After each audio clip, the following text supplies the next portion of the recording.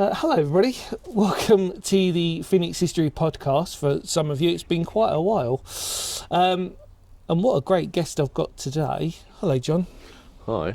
Would you like to introduce yourself for the audience? I'm John Hippisley. I've been running the Ghost Tour in Canterbury since 1991, and I've also written a couple of books, Haunted Canterbury and Haunted Canterbury Revisited, which are available on Amazon. I'm sure he'll add the links below. We will do. And I've had a fascination with the supernatural for, well, probably about 50 years, because when I was little I was sent away to boarding school, because obviously bad lad, I was dyslexic, so useless. Okay. And I was spent a lot of time running away from the place and getting caught and dragged back. And one night my best friend, Miles, said he was going to run away to Florida. And I thought, oh, great. And I said I was going to go with him. Didn't know where Florida was, of course. Didn't even know it wasn't in England. And we were supposed to meet at 9:30 around the back of the bike sheds, and he just never showed up. And I waited and waited, thinking, oh, I must have got the time wrong or something. Just after midnight, I decided it was too cold. It was November evening, freezing cold. And I went back to the dormitory, and as I walked in, I could hear and smell him. He was a farter and a snore. He could exhale from both ends at the same time. And then I basically went to my bed, and then about 4:30 in the morning, he physically shook me awake and said, come on, let's go now. Well, he was 13. He said, come on, let's go now. And I didn't worry anywhere at 4:30. He said, oh, send me a postcard from Florida. And I slept for about an hour and a half, because at that school we had to get up early for chapel. I was just leaving chapel when the headmaster stopped me and said, where's Miles? I didn't want to say run away to Florida, because snitches get stitches in those days. And so I just said he's having a lie-in. It was a Sunday morning, it was sort of forgivable. And the headmaster shrugged and walked away. And then later that day, the police came to school, Kent police from Southern Valence area, and told us that Miles had been killed the night before at a place called Linton Hill, just south of Mason, precisely 4:30. What happened was a drink driver had come out of a place called the Motley Hall in Luce, drunk 18 or 19 pints of beer, pulled into the lay-by by Linton Church to sober up for 30 minutes, because that's what you need, and then basically headed down the hill without lights on. And Miles, dressed in dark clothes, couldn't be seen, so he basically hit him head on, threw him over the bonnet and down a ditch, and wasn't found until 4:30. So the impact was around 4 o'clock. But the chap continued to drive on to Hastings, not knowing that he'd killed anybody, and then was found the next day. Somebody was walking his dog at that time, and saw the accident, and so they traced him. But when I went to his funeral, I mentioned to his mum what I'd seen, and she looked really quite shocked. She said she'd seen the same thing, her son in Manchester where she lived, and he said, come on, let's go, which to her didn't make any sense. But when I explained what I'd seen, it sort of kind of made sense. And I found out later I saw something called a crisis apparition, which is a split second where the spirits say goodbye to their mates. We weren't lovers, we were just mates. But, you know, in the 70s, you didn't go around saying, I see dead people, because you ended up in a mental institution. So I kept to myself, along with lots of other stuff the headmaster said not to mention. And years of therapy tells me it wasn't just a dream. But no, often people say, do you see ghosts all the time? And I was in the book room around the back there during COVID, and I was doing a video conference with a chap in California who runs a ghost store over there. And he said, near the end of the meeting, are you alone? I said, well, yeah. He said, what about the two children peering over your shoulder? And I suddenly realised, when it was only a very hazy image, there were two children just over here, and I hadn't seen them before, but I have seen them since, and they live in the very far corner of the garden, which was originally a cholera pit. Oh, wow. And they died around 1848, but they don't know they're dead either, because little ones don't know they're dead. In the same way that a couple of weeks ago, March this year, I was in Tesco's at Whitstall, and a little girl came up to me randomly in the car park. I just parked my car, heading towards the front entrance, and she took me by the hand and said, my mummy and daddy love me very much. I thought, I don't think they do. They left you in a car park. But I asked her where her parents were, and she pointed over to where the sort of Timpson's shoe cutting place was by the entrance of the Tesco's. And so I took her by the hand. It was a freezing cold day. And I walked up to a mum and a dad. It was a mum and a dad, a little 5-year-old child in a pushchair, muttering, screaming actually. But as soon as we approached her, the child sort of got really quiet. And the mum and the daughter, or the mum and the husband stopped arguing, because they looked in our direction.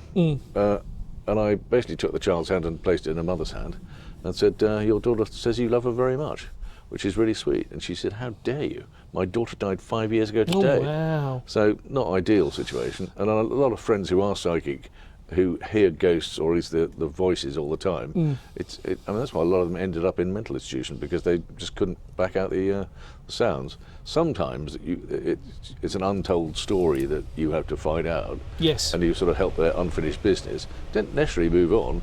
In this case of a little child above Stratton Parker in St Margaret Street, he died in about 1382.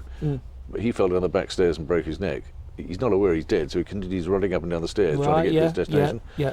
And he's been exercised about 4 times in 500 years. They can't get rid of him. It's sort of squatters' rights. They've been there for so many years. They're not going to go anywhere. It's so interesting, isn't it? I mean, I love the way how eloquent you are when you talk about this, because it actually does.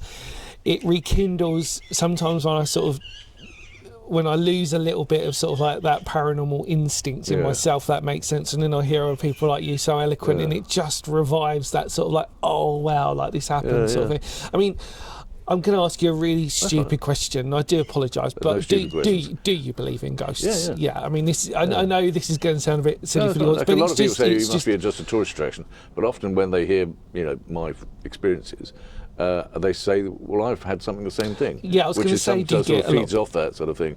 It doesn't tend to be in the tour, it tends to be after the tour. They quietly say, I'm not going to mention this, but I've had something very similar. I think in most cases it tends to be, I was a chap the other day in the pub who said, I'm not sure I really believe in ghosts, but he lives in a place in Whitstable. It's a very old house. And he said that it's haunted by an old woman who lived there in the 1880s. Right. And he's only ever seen her once, but he had a friend staying with him about a couple of weeks ago, and it was late at night, about sort of midnight. They'd had a couple of whiskies. He headed off to bed and left his friend to help himself to the Glenmorangie. And when he came back a couple of minutes later to check on him, he said, everything all right? He said, well, I thought we were just you and me tonight. He said, well, yeah, well, what about the woman who just walked down the landing then? Is she part of the family? Oh, wow. And he said, how was she dressed? Was she sort of greyish white hair and looked like she was wearing a dressing gown? Yes. So he didn't really explain it properly to his friend, but he mentioned it to me. He said, I think most people have the ability to see ghosts, but most people block it out. Yes. Because up to the age of 13, you can see anything. That's right. And then after 13, science is forced on you, and so it can't be real because it doesn't follow the normal laws of science, and therefore it's supernatural, and that's why we say supernatural now, because it's not part of the natural scheme of things. And more importantly, chemical changes within the body, etc., hormones, that's what they all believe, don't they? And obviously it's no one understands. It's so unfair. Stomping up the ground, slamming doors, and that's why I think poltergeists are attracted to teenagers, because of that negative energy. Yes. I mean, they need negative energy to formulate, although they're not. I mean, I think they're more sounds. I mean, that's why the Dutch call it klopheist and the Germans call it poltergeist. Yes. That means noisy spirit. Polter meaning noisy and Geist meaning spirit. It does sound a very German name, poltergeist, doesn't it? Yeah. I mean, but you know what I mean, in the terms of like... When you think about Ouija boards and things like that, of course. A lot of people say, I've used a Ouija board. Well, I did once, but I regretted it because I wasn't drunk at the time. It's the best way to drink a bottle of vodka before accessing the spirit world. Right. But there was a couple of students who stayed above the chip shop in St Margaret Street, and they bought a second-hand one off eBay. The best ones are the ones covered in blood. Of course. Properly used. But the rule book, which used to come with a game, explained that when you start the game, you're supposed to say a blessing prayer before, during and after. But people just sort of rush into it. And then I think I'm not sure exactly, but I was told by a psychiatrist that the reason the Ouija board works is because your subliminal movement of your hippocampus moves your finger in answer to the question you're answering. So when you ask the board a question which only you know the answer to, your finger moves without your knowledge. Okay, yeah. And so when it answers, and you think, well, how could they know that? That's what creepy. That's what frightens you. And then there's also that sort of thing about the subconscious is incredibly powerful. And the fact we only use about 10% of our brain. Yeah. There's lots of things firing around it there. And dreams, for example, when you see them in a dream state, you think, it's probably just imagination or something. But why would you imagine that? No, I know. It doesn't sort of reconnect anything of your past. If you've never seen this person before, suddenly you create this image. But it may simply be the brain filling the gaps in it. In the same way that if you see a ghost's face, it may not have any features because the eyes refuse you to see nothing at all. It fills in the gaps with, misinformation. 2 eyes, a nose, and a mouth. They're supposed to be there. Because you have to remember that everything we see, when it comes into our retina, is upside down. So everything around us at this very moment is upside down, and the brain fixes it and puts it in the right direction. It's I've got to ask you, really. I mean, do you think that if you hadn't had that initial experience, do you think you'd still sort of have an open mind or relative belief in the paranormal? Do you feel? I probably would. I suppose, interestingly enough, when I started the tour, it was based on records from the cathedral and their exorcisms. And then I spent time researching if these things really did exist. So I'd go to sort of random offices and say, have you got a ghost? And they say, are you mad? And then sometimes they say, oh, he's upstairs, you're going to come over. And I'd say, well, I'm not an exorcist. Oh, what's the difference? Well, one's got friends, the other one's all dead. But it was more a case of intriguing history, really, because I enjoyed history. And history and ghosts go well together, because when I started my tour, there was only 4 ghost tours in England running, myself, Edinburgh, York and London. And I admittedly didn't think it was going to really work. I only had 1 person on the first tour and 2 on the second, so it was a slow start. But once I got into it and I realised that other people were interested in ghosts, I thought, well, I'll stick with it. And 35 years later, I'm still doing it, which is no bad thing. It's incredible, really. I mean, obviously, we're going to pull the links down below, and obviously, you got to encourage, obviously, to go on one of your tours. I mean, like I said, but what I find interesting is that, I mean, Canterbury is my favourite place in Kent, and I love it to bits. Surely King's Hill for you, isn't it? The old aircraft. I mean, you can still see Spitfires landing at night, can't you? Well, I mean, I forget, because, well, let's be honest, I've obviously told you where I live, but terms of, no, it's okay. But I said, like, obviously I initially lived in Borough Green area, well, which an airfield as well, which was nothing really. It was basically Rootham, and then Rootham got smaller, whereas Borough Green got big because of the trains. But the thing was that, I mean, Canterbury for me is such a beautiful place because it is very similar to York. I mean, I mean, York's got its own. I mean, it's difficult Shambles, for people. Which looks like something out of Harry Potter. It does, yeah. But you know what Shambles I've got the means? ghosts You know what as Shambles well. means? No, go on. Butcher's market. Oh, there you go. And an operating butcher's market is a bloody shambles. That's where the expression comes from. But I've got to tell you a funny story about York. So we went, and they've got York's famous, if you don't know, for these small ghosts you can get, these customised ghosts. And me and my partner Sophie, who obviously you're familiar with on the channel for most of you, she was like, oh, we've got to go, and I'm going to, because she's been there a couple of times, and she's like, oh, I need you, we're going to this ghost place, and we queued up, and it was all a little bit, whatever. And I said, I'm never going to get one, like sort of thing. I ended up getting 2. Oh, well, because they're a beautiful bit of thing, aren't they? And I think actually it's quite nice. It's Has hard. yours got names on them? I was like, oh. Yes, I went a bit up market, so I'd got like the engraved version. So like, and they come in these beautiful little boxes, and they're really, they are actually quite very, touristy, but hey, but I mean, for me, York is it's really weird. I went to York when I was younger, and when you're young, you don't really remember too much. And then obviously going back as an adult, you do put comparisons in. And I do think that Canterbury is quite a good comparison with York to a degree. Not as many visitors as York. No, and not invaded by the Vikings necessarily either. I mean, that was only discovered by chance when they were building the Royal Bank of Scotland. They dug into the foundations and found York. But with Canterbury itself, I mean, I'm sometimes a little bit disappointed in a way that obviously there isn't a huge emphasis on its folklore and its paranormal as much as other places are more famous for it. Does that make sense? I think the reason we have in Canterbury the problem is because the Cathedral of Canterbury controls so much. Right, okay. For example, when Harry Potter's Warner Brothers film crew came down in the late 90s to film in the cloister, initially the reaction was, loads of money. Well, so £17 million they're going to pay filming costs for 5 weeks. And then the dean read the script and said, nothing to do with witches. Tell me to go away. Oh, really? I didn't know that. So the power of the dean is really powerful. And so things like that. And if you say, well, we're looking at exorcism, we don't do exorcisms. The Church of Rome, rubbish. Yeah. And the rite of exorcism hasn't changed in 900 years, but they're still, you often think, well, do exorcism exist? Well, I think they do, but you've got to use a bishop. And they're really quite expensive. They're about 112 quid for an hour. Just a little sidetrack, because obviously, in terms of talking about Canterbury as well, because obviously you're so knowledgeable in the area anyway. But I mean, growing up as a small wee burn, visiting Canterbury, knee eye to a grasshopper, as they used to say. I feel like I've seen a lot of changes in Canterbury. I mean, more importantly, I've seen the nightlife change for obvious reasons because of pubs closing, etc., etc. But I mean, I wonder if you feel the same or not about the atmosphere of Canterbury slightly has lost a little bit in there. Because when I started in 91, people would walk past, top their hats and say, have a good evening, sir. And then in the sort of 2000s and the noughties, people say, "What's you doing then? You ghost toys?" And then more drunks and more effing and blinding. Yes. And the atmosphere has changed slightly, but I try to keep the route changing, so it's not always in the same place opposite a pub. So when the Cosy Club opened, there was a lot of noise in there. Right, yeah. And depending on which night it is, if England's playing a World Cup final, it would be horrendous. Yeah. So not doing it on Sunday, but I initially only did it on a couple of nights a week because of that problem. I mean, Friday, Saturday nights, it's when the tourists are in town, and even locals think, "I'll go out and do a ghost tour, learn a bit of history." Yeah. And that's really what the tour's more about. It's not just ghosts, because when I first started the tour, it ran for 2.5 hours, and we used to end up at a pub stop at the Bishop's Finger in St Dunstan's. Yeah.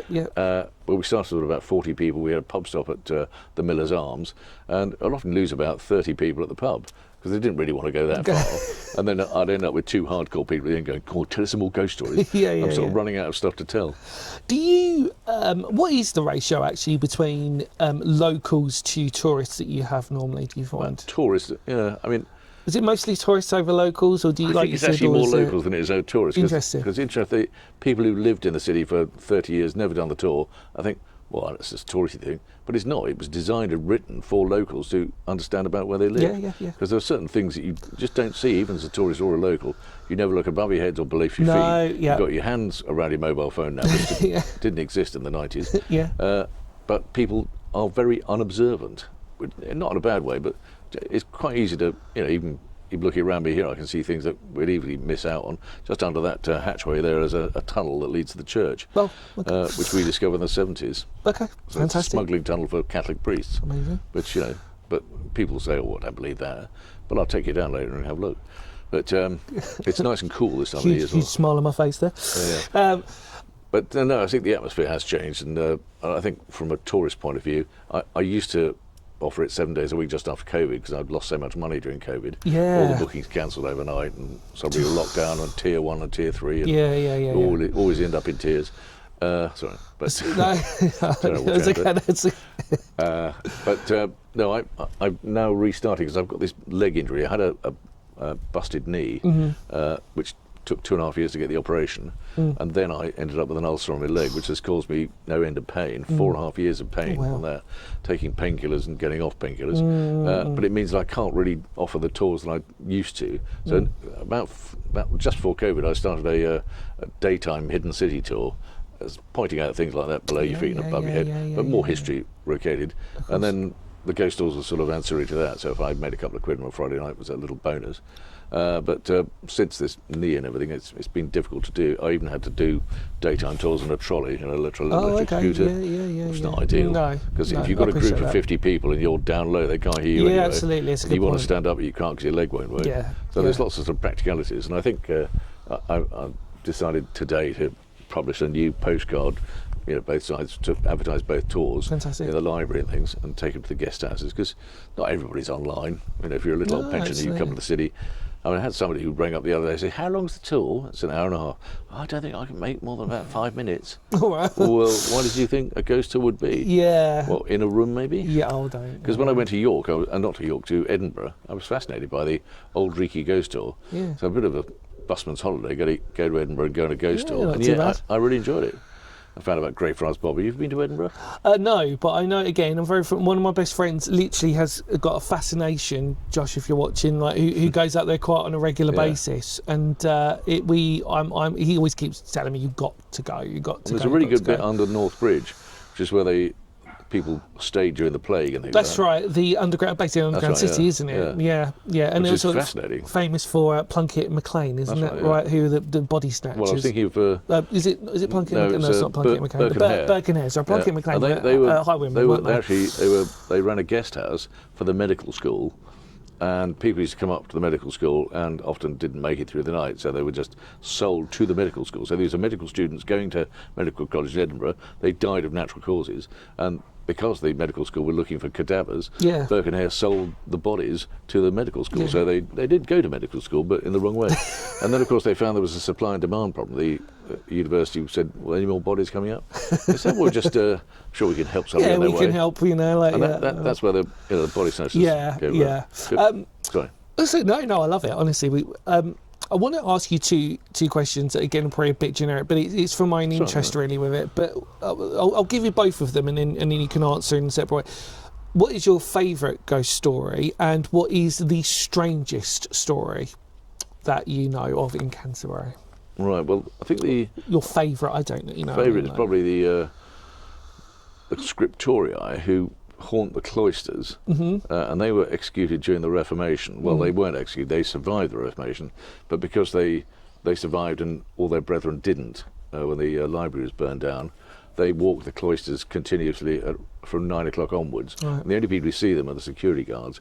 And I used to regularly drink with the security guards in the place called what was then called the Olive Branch, and they used to say it wasn't frightening because they just thought people dressed up in costume. Yeah. Because they were solid, but really bad costumes with shabby-looking robes. You think, well, you could do better than that. Wow. So they always thought it was a stag night got lost, and they'd guide them towards the front door. But as they guided them through the front door or near the front door, a mist swirled around, they disappeared. So if they're trapped within that environment, it sort of kind of makes sense because most ghosts don't tend to move around. No. Very rarely, you see, there's a nice story of Bluebell Hill, the taxi ghost. I know it well. And there's also a hitchhiker on Bluebell that's right. Hill. Yeah. So either one, that's really spooky. That was in the 50s. It really was a true story because the girl herself was actually heading to see her fiancé in Chatham. Yeah. But never made it. She was killed by a lorry on the way up the hill. Yeah. So she's constantly there hitchhiking. But I think, scariest story, probably the discovery of the bodies in Tiny Tim's above the fireplace in the 90s.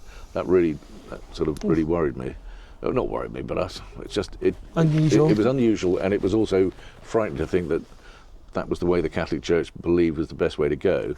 You'd store bodies, and interestingly, the last stitching was through the nostril bones to make sure they were dead. Because if you heard the expression "playing possum" on ship, so if you want to get out of games, you tend to be dead. Yeah, of course. And in these surgeries, they would put the last stitch through the nostril bone, because the one thing that even if your brain is not operating, the nerve system will actually activate this bit here, and you'll go, oh, shoot, and that will wake you up. I mean, that's a pretty sort of harsh reality, because when they were doing the restoration on the room at the top of Tiny Tim's where they found the body of the priest, it was a walled-in room. All the windows had been bricked in, and when they were doing the restoration, they took the wood panelling off, and they found ringlets of children's hair tied with silver thread. They found silver teeth, children's teeth pressed into the mortarwork in between, and dates of birth and death of children from the 1300s etched into the back of the woodwork. So that's sort of weird in a way, and you think, there's nothing in English history says that that's quite a common thing. But of course, infant mortality was high until they discovered that chimney stacks took the smoke away. Yeah. They died of smoke inhalation. If you look at any medieval recreationists who do a sort of medieval weekend, they have a hearthway and smoke is everywhere, and children would inhale that smoke. And of course, the other thing you have to remember that ash trees, I think it's ash trees or elm, used to be given away to poor people because they contain toxin. And so the poor people would burn the ash wood and would die. But it didn't matter because they were poor. Poor people don't matter. Or didn't then. I mean, you've obviously done 2 books on Haunted Canterbury. Well, it's a revised one, isn't it, really? I mean, only because the original one was about sort of the tour, really. And I was approached by a history press to do that, which is very unusual for them to approach somebody. And they just thought, well, nobody's going to do it then. And when I completed it in about 2 months, they thought, well, hang on, that's a bit quick. But the second one is about sort of the outside bits of Canterbury. So people have come on the tour and said, if you're writing another book, do include this story and let me tell you about it. Yeah, because this is what I was going to ask you, really. I mean, there must be so many. Do you encounter a lot more ghost stories as you go along in terms of newer ones? Well, that's right. People come to visit the tour, and people who sort of see me on Facebook and say, "You better tell this story." The story's got to be told. Because sadly, most of it is, as I say, unfinished business. So you don't know half the information. No. And when they recount it to you or actually write it down for you, it does a bit chilling sometimes, especially when it's in other people's recollections of what they saw. For example, there's a place called the George and Dragon at Fordwich, and that was I know it well. Yeah, so beautiful place. That's a nice pub, and it really is. In the 70s, there was a landlady on holiday. She had a month off, and she got a temporary landlady in from Suffolk or something, and she brought her little son with her, who was about sort of 5 at the time, and she was running the bar downstairs, and she put her child to bed in the room above the bar, and when she came downstairs, you could hear the toy cycle running around Right. the room above, which makes any sense. So she went upstairs again and said, "I told you to get to bed," but the child was still in bed. But the cycle was basically had moved from where it was when she left downstairs, and she went up several times during the night and found the cycle had been moved each time, which just freaked her out. And then about a week later, the son said he wouldn't have breakfast unless a place was laid for his friend Billy, to which she said, "Okay, weird child, making up friends." Because often little people have invisible friends. Of course they do, yeah. And I think in most cases they're actually ghosts because they don't know they're ghosts, so they just say, "He's a new friend." I can appreciate that. You seem to dress in medieval costume, and that's just they're just very locals unusual. here. They're a bit weird, aren't they? Yeah, but yeah. I mean, I think never understood is how do ghosts take their costumes with them? Because when you're dead, it's just the spirit that goes up. They don't say. The spirit doesn't say, "Okay, well, you're wearing this outfit. Well, you can keep that outfit forever." And if there is this sort of levels of retribution, every level you go, you get to the state of nirvana when you're taken up, or maybe you go to hell. That's weird. Yeah, of course. Maybe it's that sort of in-between point. So you're not. Well, that God has said you're not ready for heaven yet. Stay down there and do some good things, help other people. They're sort of making things right. Yeah. And in the case of Billy, she left about that was a couple of weeks after this first incident, and she had her sister came down to stay with her, and she stayed in the same room as Billy. And I think she had left a razor blade in the sink from doing her nails. Right, And she woke the next morning, the sister, to find that the sheets of her nephew's bed were ripped to shreds, but the child was completely unharmed. And when she asked the little child what happened, it was Billy just playing last night. As you do. And when she left, it was about a month later, she said in an abrupt moment, "If you can't come with us, Billy, make a sign." And bang, something dropped off the floor. It's don't worry, your listeners there are probably thinking, but when you're verbally telling a story, you can make the sound effect that makes sense. But of course you can. In most cases, when you tell the story, it's difficult to use an onomatopoeic word that makes sense. But even if a poltergeist throws something off a shelf, it certainly happens. Absolutely. And that's the creepy thing about poltergeist. There's no body there to muck around with. No sheet over their head. See, why do we see ghosts with sheets over their head and two eye holes? I think it's because they were changing the bedclothes at the time. Then they fell down the stairs. That's why jumped over them. That's it. Yeah. I was going to ask you. I want to hear your sort of take on this because I find it interesting in Canterbury's case. The law sometimes, I put this in inverted commas because obviously it's subjected to some people, that dictate that water is quite a good conduit for paranormal sources. Now, I think you know where I'm probably going to go with this, because Canterbury has actually got quite an important, there's a lot of water, believe it or not, for some people who've never visited Canterbury before. If you don't go to Canterbury, by the Westgate Towers, the Romans canalled part of the River Stour to make a straight river, which they could transport goods down to Fordwich, and then over time they put mills on the river. That's right. So there's little tributaries and little ones that some actually run. Well, one at mill race and things as well. Yeah. And there's one by the Miller's Arms, which is 1826 mill race.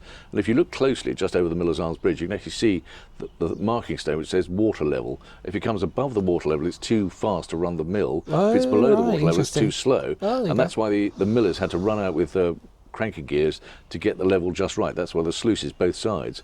So it was a very, very technical business, because of course in the wintertime there's much more water. In the summertime there's little less water, so they had to dam it further up to get it down. I just find it interesting in Canterbury's case, because I think sometimes we sort of forget that actually if you properly look at Canterbury, you see that, like I said, the Stour and then those tributaries are actually quite lots of little islands on the Stour as well. Absolutely. So Bingley Island, which nobody ever visits now, just down by Toddler's Cove. That was a sheep island. So I didn't know. There you keep sheep go. on it. And then there's a place called Miller's Field, which is it's actually cut between two river cuttings and a sluice gate. That's where the miller kept his corn, spare corn. I mean, but if you believe this on a spiritual paranormal sense, that you've actually, and it's flowing water, it's not just sort of stagnant little ponds. These are proper flows of water. It's not a reflecting pool. No, exactly. And I think it's in a paranormal sense of that. I mean, that water going through that source. But the same way that stairwells are known to be haunted because they were always there. Even if you change a property, you tend to leave the staircase in place. In the case of Tiny Tim's, the staircase is haunted by the children and the mother. And the mother's seen on the staircase first landing up, and she's crying for her children. And then the children run down the stairs, often pushing people to one side, which is a bit frightening, especially in the daytime, because it's not a nighttime thing, it's an all-day thing. I mean, because I was going to ask you, I mean, I suppose in that respect, I mean, when you do your research on these and these stories, I mean, you know, like you've sort of discussed already on this episode, like there are a lot of heartbreaking stories, aren't there? Oh, terrible, really, tragic. and actually, in a strange way, like you sort of intimated that as well. And obviously, what's important for this channel, especially, is that it fundamentally is So your pet wasp? wasp, yeah. Is that, you know, because it ties in with the history of the place as well. I mean, that's what I like. That's my love there, where the story ties in with the history, and. Well, it's clear that if you just say there's a ghost in here, people say, oh, why? Oh, it's all right. Absolutely. But if you say, if you sort of build up the history to explain why it's here, and then you can explain that at the time there was typhus, cholera, all these other things, infant mortality was high, and that sort of kind of makes sense. And mothers and children died at the same time. Because the last thing the children heard before they perished were Middle English poets whispering to them in their sleep. Al me candles breeden brichter, candlelichter, faullichter. The children see candles by the bed and not see in the morning because they'd be dead. And if that's the last thing I heard, that's what stays with them forever. So when you hear them whispering in the upper chamber, you think, whoa, this is creepy stuff. And when I first tried it, when the new chap moved in, he was well, they first called it Tiny Tim's, and they called it Tiny Tim's after the little children. Right. There's Tiny Tim in Christmas Carol. Christmas Carol, I was going to say Charles Dickens. One time he's dead and one time he's alive. What day is it, boy? It's Christmas Eve. Bring me the biggest turkey. When you hear those children, I first, because they used to have a sign on the old leather chair that said, do not sit in the chair, you know, like, who's going to stop you? And I sat in the chair just to see what was the worst could happen. I got these little children straight in the back of my neck. It was fucking scary, pardon my French, but that's right. it was a horrible feeling. And I heard them whispering, "Al me candles breeden brichter, candlelichter, faullichter." Wow. Which, you know, it freaked me out, and that's why I wrote it down. That's why. No, because I've often said, touch wood, if I can anyway. Do you know why we say touch wood? Go on. It's the pagan god of the trees, Jack of the Green. Oh, Jack the Green. Yeah, okay. And Mother Nature we still talk about when we look at the weather. But touchwood reminds of our pagan origins before Constantine converted us all to Christianity. And obviously St Augustine's, where Canterbury. Okay, good link there. But I was gonna, I mean, like. But where we sit was the Pilgrim's Way. They came past the Methodist Hospital, right past where we stand now. Beautiful area, by the way. We won't necessarily reveal where John lives, bless him. But I mean, because the worst. So I was going to say, I've never heard anything, and I really hope I don't ever hear this sound. Is that if it's a baby crying? Yeah. Because I don't like babies crying. Even if they're alive. But if you ever heard it's the one sound that actually will wake people up. Yeah, it is. So if there was a fire alarm with the sound of a baby crying, you'd immediately wake up. I was literally going to say that. No. Psychic knowledge and we'll be communicating like it. But you're absolutely right, because it is one of them noises that I dread that I would ever hear, because it just brings chills to your back, because you know full well that if that's in a paranormal spectrum, it ain't going to be a good story as to why they. Because there was a body of a baby discovered by the milestone down the road here, 1744 milestone. When they were putting the milestone in, they found the remains of a corpse down there. There had been a sighting of a woman desperately searching for a child from the 1300s there for years. I mean, 300 years, and it's called the Lost Babe of Harwelldown.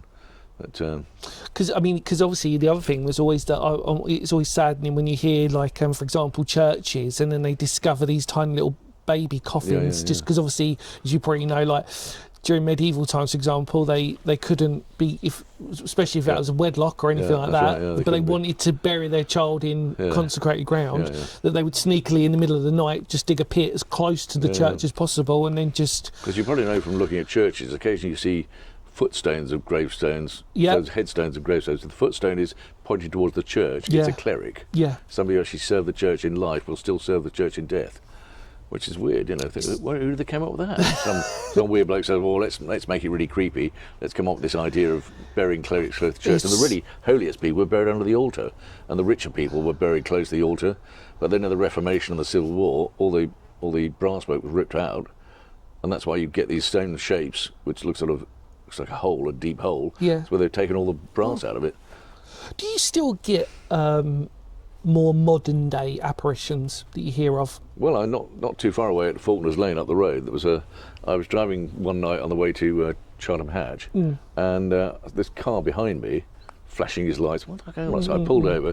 He came straight past me and went straight off the road into a ditch. Oh, God. So I phoned the police. The police came up and looked. They couldn't find anything. The next morning they came up and they found the remains of a car from 1973. No way. All totally grown through with. They had 2 corpses in it, but it was quite a deep ditch. Oh, wow. And hadn't been discovered in all that time. That's so creepy. that's a sort of phantom car. Yeah. And close enough to hear that I don't have nightmares about it, but I was going to say, it must feel weird when you're driving past it now. You can't, you don't want to do that. I know where it happened, and I know where it was. So there are quite a lot of those, certainly in other parts of the country. Certainly off the Lincoln Road, there's a road between Lincoln and it's called Hull, which is it's called the Road of Death because it's got lots of dips in it. So people overtake things fine, then they hit a lorry, they're dead. They say keep it to 40, but people are going 70, 80 down there. Yeah. So Jeremy Clarkson's Lamborghini. I mean, there is death around you at all times, and by chance, we've been lucky, you and I, to not be dead. Yeah. Unless you are dead, of course. Touch wood. Of course, I'm just having a weird conversation with an empty chair. Great podcast this would be. Oh, well, coming back to it. That's why I wonder if if you take your costume with you, if you perish, then do I end up in a ghost tour outfit? Yeah, you kind of want to look good when you're dead, don't you? Yeah. Do you know But what I mean? you say, I was just going to wear a shroud. Because they used to say no pockets in a shroud. The whole point was, you probably heard the expression, don't put shoes on a kitchen table. Yeah. Well, that's from dressing corpses at the kitchen table from 1790 onwards, the Cadaver Act. Yeah. Making sure people were dead before burial. Which is an easy mistake, isn't it? Easy. There were so many in Canterbury were buried alive, unintentionally, in the churchyard of St Margaret's, because if you found somebody unresponsible on the street, they were classed as dead. That's it, yeah. And so they were taken back home, and after 1790 they put the new shoes on the kitchen table to pay, well, basically to give him his final journey clothes, silver coins placed on the eyes to pay the fairman across River Styx, and then the songs that were sailing the old Saxon way was to sing songs of the dead to bring the dead up. And if the songs are loud enough, or loud enough to awake the dead, you've been to a few of those parties, and they did wake up, because it was often lead poison which caused them to flake out, because if you drink lead in pewter cups, you're basically ingesting lead oxide, and that causes rotting of the optic nerve and affections of the sciatic nerve, so it makes you legless or blind drunk. It's really weird though, because I look at pewter cups, and I do, and it's just that thing of like, I'd think to myself, even just looking at one, I'd be like, no, I don't really want to. No, they do taste a bit weird. Yeah, I bet they do. But yeah. even when I came to this area in the 70s, in the pub, there were still hanging them up. And people would have their beer because they said it tasted weird out of a glass. Yeah, of course. And not That's out it. pewter. Yeah. Tankards. I mean, for you, I mean, like, it must be such a. Does it make? I'm always fascinated in asking this question, really, to people who are into spiritualism, belief, paranormal, however we want to label it. But I do want to ask: does it make you look at death in a different way? Well, I don't think you should be frightened of death, but obviously you don't want to race towards it, screaming and say, "Wow, what a ride!" As people say on these memes, you don't want to sort of stagger in and fall into the grave. Yeah, you'd rather say at least you did something. Yeah, with your life. Yeah, exactly. And I suppose in some respect, my friend and I often, over a beer, we discuss, who will ever remember us in 100 years' time. For people who might have sat in that same room 200-300 years ago, probably thought, who's going to remember us? But if you leave something, maybe a book or a memoir or even the ghost tour, to somebody else who can keep running it after you're gone, then maybe we're not forgotten. Maybe we should be forgotten. And maybe ever visit our grave. I visit my dad's grave every couple of months to make sure he's okay. He's not there. He's just a pile of sand in a box. But I just sometimes think maybe ghosts are there to remind us of their existence, as opposed to just their story missing. But it might be the case that. Can you imagine you're in an argument with a neighbour for years, and you say, "I'm going to come back and haunt you," and God says, "Oh, fair enough. You can't go to heaven or hell. You said you were going to haunt this place." Oh, bollocks! I didn't mean it. Well, too late. You're there, so ghost. And then of course that bloke dies, goes straight to heaven. And oh fuck! I'm completely trapped, and I can't leave. And nobody will exorcise me because nobody knows I'm here, because nobody can see me. Yeah. It must be awful being a ghost. It must be. And the strange thing is, if there is just a soul, how do they have memory? Yeah, I appreciate It's those sort of questions that people say, well, that's not possible, is it? Because it's a science thing. Because there's so many stories, aren't there, like ghosts who, they're fully aware of you. Yeah. And it's like, but what do they see? I don't want to go too deep into this, but they're probably more frightened of you than you are of them, because you think the position, they know their realm, they know what they can do, and they know how far they can go in that realm. Then suddenly you walk into their realm, and you go, oh Jesus, what's going on there? Do you know, I've always said that every time I used to go to like these underground locations or these places, and you'd always get somebody who would be a bit nervous to go in with you, and they were like, well, what if you see someone in? And I'm like, trust me, they're going to be more nervous of you than you, because you're encroaching on. They're going to be a bit more. You're into their territory. Into their territory. So in essence, I'd like to think when you go to those places, they're more afraid of you than you are of them. Although it doesn't necessarily mean the interaction's going to be any more pleasant or anything else like that. But I think sometimes it is about that mindset.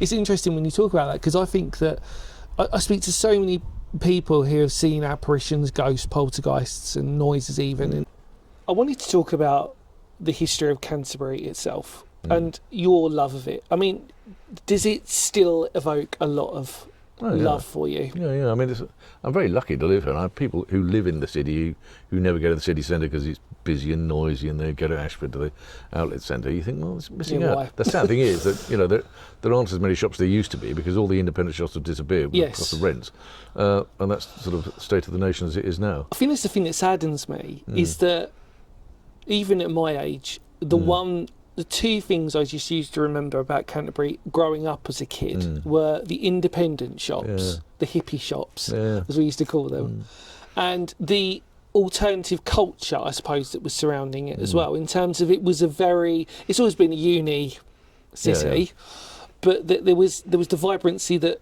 attached with that, so that you would go into... I mean, it's more a uni city than it was. We've got 3 universities now. Exactly. University of Grady Barks, Christchurch and UKC, plus the College of Further Education.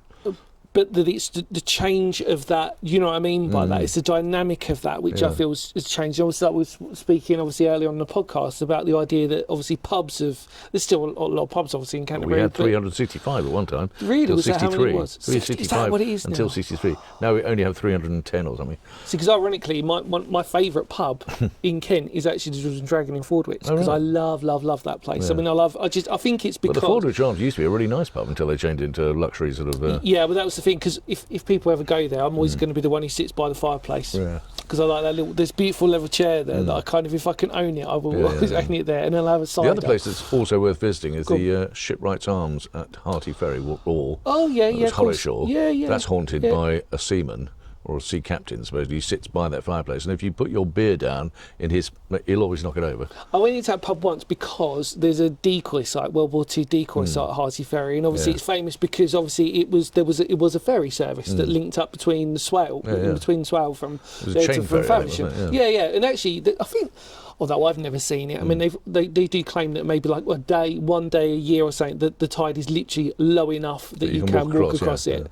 Although you want to risk it, do you? Don't want to risk it. Need some big boots. But obviously we're talking about Canterbury, but let's just talk about Kent for a second. I mean, obviously I've grown up in Kent all my life, so I'm a big proponent of how beautiful it is. Although I don't want to get too heavy in political side of things, but the fact that it has changed a lot now.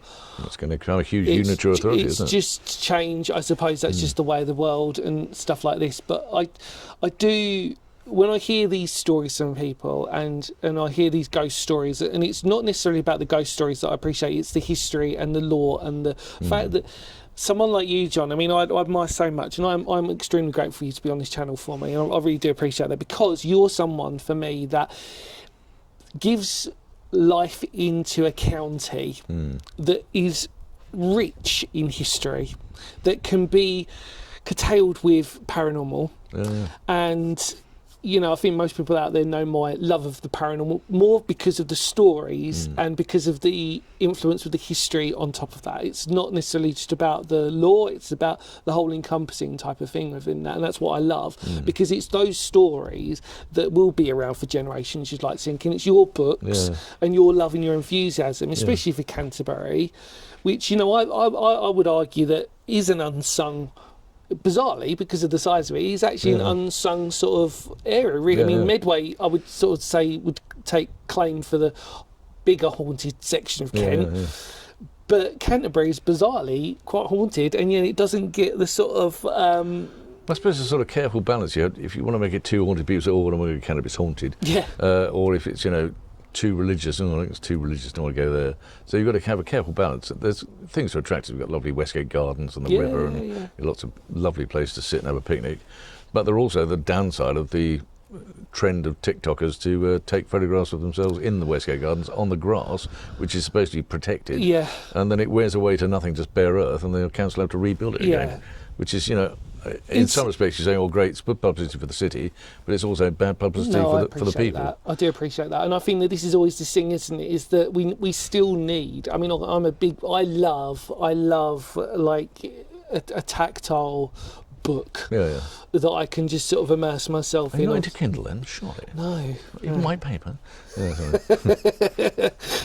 I'm a bit, I've ruined the planet. I think it's on their things, isn't it? It's that, like, I suppose in a modern day context, it's nice that you've got a bit of ownership from something. And I think it's quite sad, actually, if people looked at my sort of... because I've got loads of underground history books and all this sort of stuff and everything, but I'm one of these people who I'm very guilty. I make notes in them. I write on mine, which is a little, either people like it or they don't. But it's kind of, come back to this, or notes. Or if like it's a paranormal tale, I'll sort of fold it and go, come back to that and have a look at that. But it's through that enthusiasm that someone like you will hopefully just keep it going, just for at least just to keep the tales and that legacy alive. Keep the conversation going. Absolutely. Something else, one final thing before we wrap up. That's right, Canterbury Tales. Yeah. Now, is from your it's completely off kilter, but I'm just really interested. They're redoing it, aren't they now? It's or open. have they done it now as I'm reopened, recording this? Because I was really fascinated. Because as a kid.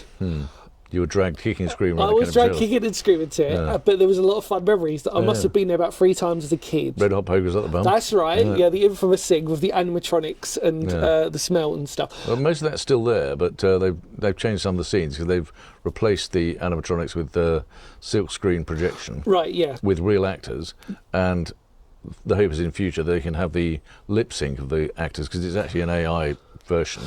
There's no actors paid for it; it's just AI creations. Yeah. And they can lip sync it in every language. So in future they'll have a headphone and a whatever, you can just stick the headphone on and just go round and it'll automatically work out which language they're listening to. Of course, it'll lip sync, but it doesn't really work for many languages. So we had the problem when I worked there years ago. I worked in '89 to 2001 there, that people couldn't understand why it's not in French and German.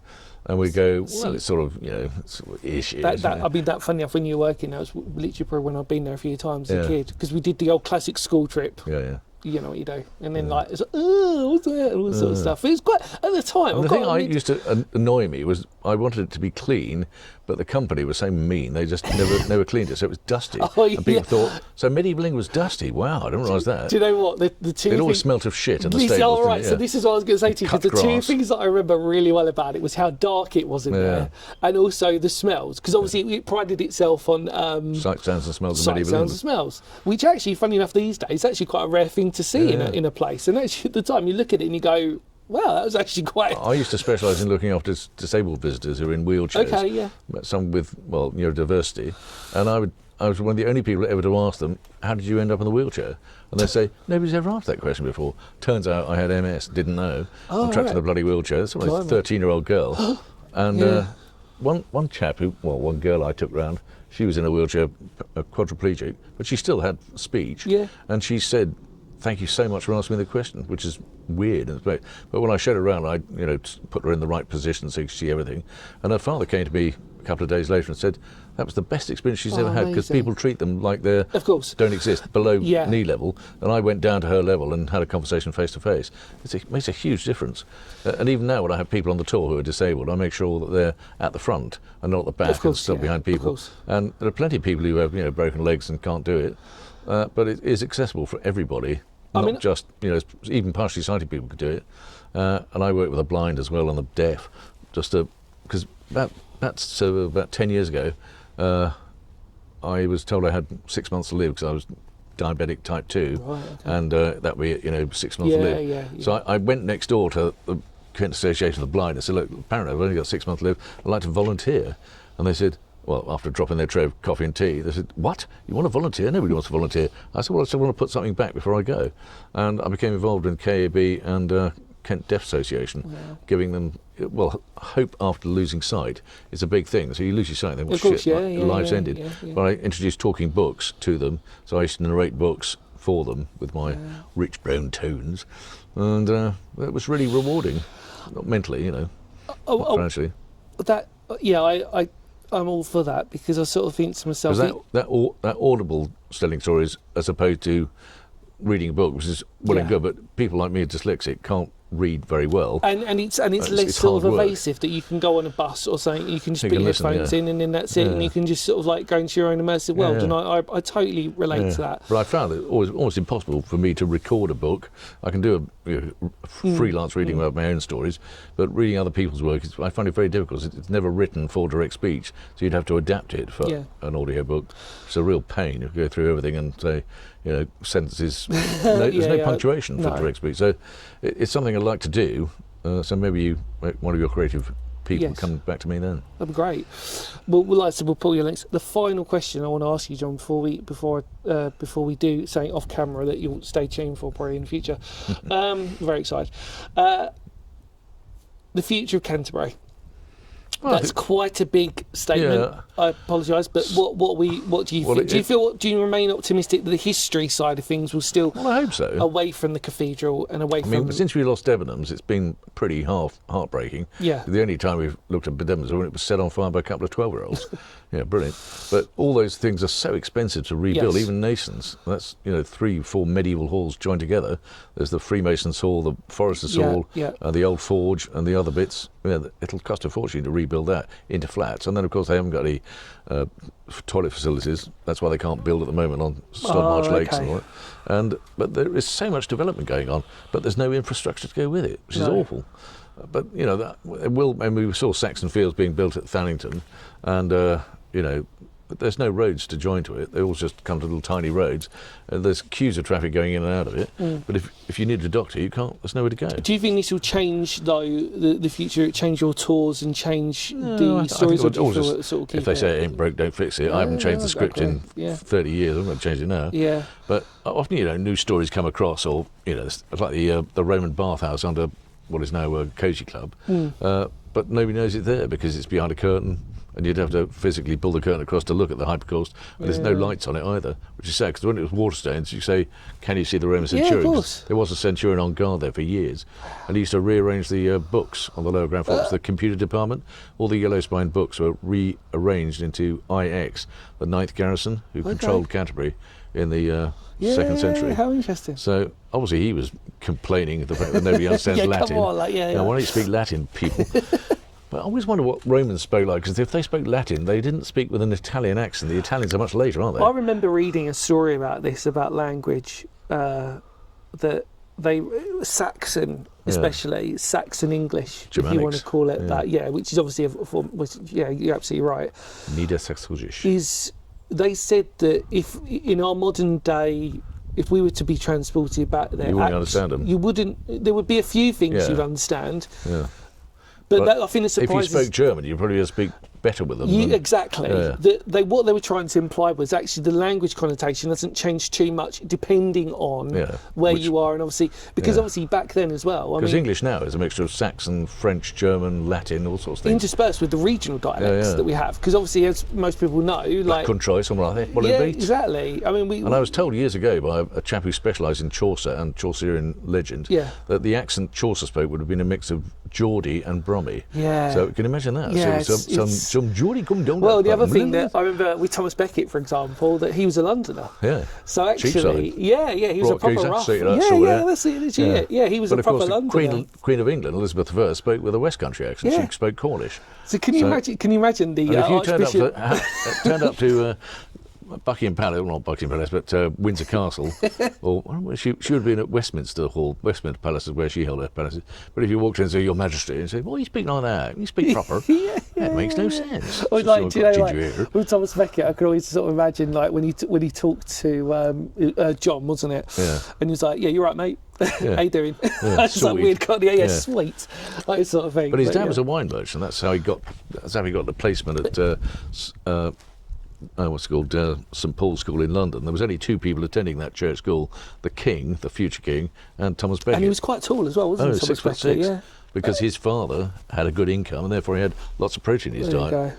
He was a bloody good hunter too. We have to forget that Thomas Becket, we think of just an archbishop, but he was a hunter and a killer. And when he left England after he sort of graduated school, he went to become a hired assassin, so he'd go and kill people in France. Because the other thing was that he was. I mean, people forget that when he was murdered, for example, he'd got was it a sheepskin coat that had got all fleas and No, he had a hair shirt. Hair shirt, thank you. And when they peeled off the hair shirt, he was crawling with pearls of God. Yeah, that's it, yeah. Which are lice, and they jumped off him 2 by 2, the sign of piety. So there must be quite a lot of information which has been lost over the years. Because for him, that you have to talk in a modern day context, people. I mean, that would have been a nightmare.